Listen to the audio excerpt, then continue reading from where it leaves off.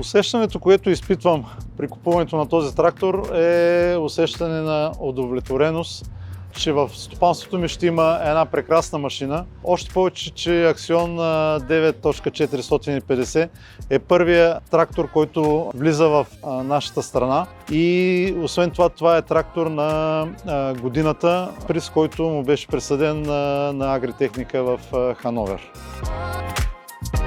Казвам се Георги Катранджиев, обработвам земеделска земя в района на село Спасово от 2001 година. Стопанството ми имаше нужда от нова машина с голяма мощност. Тази машина я видях на едно представяне в Франция, в Люман. Като се запознах така в по-големи детайли, сметнах, че тази машина ще е доста подходяща за моето стопанство. Машината работи при по-ниски обороти на двигателя, което естествено позволява по-голяма икономия на гориво. Това е първата машина, която има подготовка за автономна работа.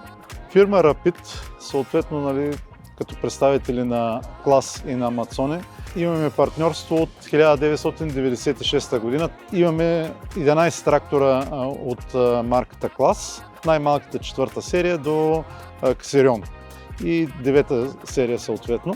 3 комбайна имаме от фирма Клас, като третия го купихме миналата година, Lexion 8800 TerraTrack.